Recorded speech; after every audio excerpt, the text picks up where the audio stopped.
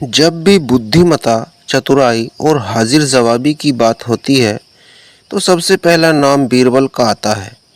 वहीं अकबर बीरबल की जुगलबंदी किसी से छुपी नहीं है।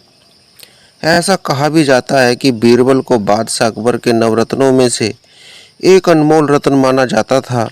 अकबर बीरबल से जुड़ी ऐसी कई कहानियां हैं जो हर किसी को गुदगुदाती है, साथ ही एक खास सीख भी दे जाती है। अकबर बीरबल की कहानियां हमेशा से सभी के लिए प्रेरणादायक रही हैं। बीरबल ने अपनी चतुराई और बुद्धिमत्ता से कई बार बादशाह अकबर के दरबार में आए पेचीदा मामलों को सुलझाया। साथ ही बादशाह अकबर की ओर से दी गई चुनौतियों को सहर्ष स्वीकार कर उनका हल निकाला। बेशक ये किस्से कहानियाँ सदियों पुरानी हैं, लेकिन वर्तमान में भी इनका महत्व कायम है।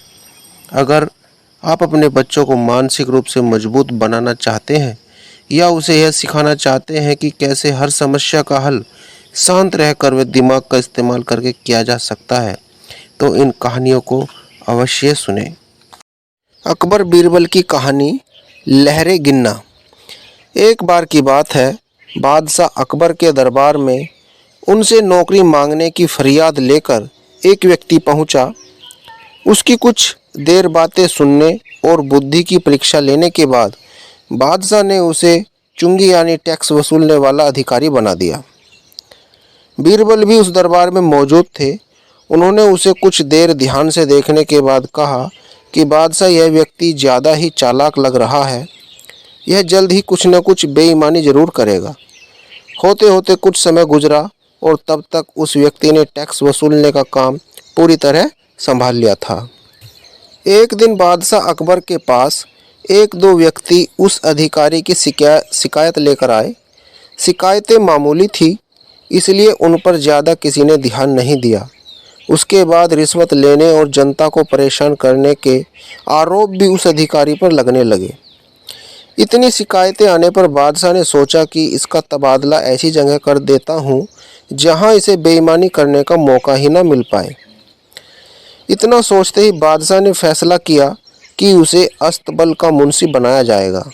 फिर अकबर ने मन में कहा कि अब घोड़ों की लीद उठवाने के काम में ये क्या ही बेईमानी कर पाएगा। वहाँ मुंशी के पद पर पहुँचते ही उस व्यक्ति ने फिर रिश्वत लेना शुरू कर दिया था। उसने सीधे घोड़े की देखभाल करने वालों से कह दिया कि तुम लोग घोड़ों को कम दाना पानी खिलाते हो। इसका पता बादशाह को चला है, इसलिए मुझे लीद को तौलने के लिए भेजा है। अब अगर लीद का वजन कम हुआ तो सबकी शिकायत बादशाह से कर दूंगा। इस तरह से उस मुंशी से परेशान होकर हर घोड़े के हिसाब से उसे 1 रुपये लोगों ने देना शुरू कर दिया। यह बात भी कुछ समय बाद अकबर तक पहुंच गई। उन्होंने मुंशी को सीधे यमुना की लहरें गिनने का कार्य सौंप दिया। फिर बादशाह के मन में हुआ कि अब यहाँ तो यह कोई बेईमानी कर ही नहीं पाएगा। कुछ ही दिनों में जैसे ही वो व्यक्ति यमुना किनारे पहुंचा तो वहाँ भी उसने अपना दिमाग दौड़ा लिया। वो नाव से सवारी करने वालों को रोक रोक कर कहता कि मैं लहरें गिन रहा हूँ, ऐसे में तुम लोग यहाँ से नहीं निकल सकते हो। इसी जगह पर 2-3 दिन तक रुकना होगा। रोज़ रोज़ ऐसी बातें सुनकर नाव चलाने वालों ने अपने कार्य को जारी रखने के लिए उसे 10-10 रुपये की रिश्वत देना शुरू कर दिया। अब यमुना किनारे भी वो व्यक्ति खूब बेईमानी कर रहा था। 1-2 महीने में यह बात भी बादशाह तक पहुंच गई। तभी अकबर ने एक लिखा हुआ आदेश भिजवाया, नाव को रोको मत, जाने दो। वो व्यक्ति चतुर था। उसने बादशाह के आदेश वाले पत्र को नावों को रोको मत जाने दो कर दिया था। इस थोड़ी हेर फेर के बाद उसने अकबर का आदेश वहां टंगवा दिया। आखिर में उससे परेशान होकर बादशाह ने उसे नौकरी से ही निकाल दिया।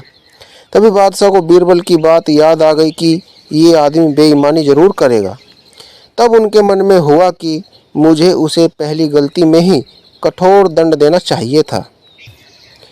अतः दोस्तों, इस कहानी से हमें सीख मिलती है कि दुष्ट अपनी दुष्टता और बेईमान अपनी बेईमानी कहीं भी जाने पर नहीं छोड़ता है।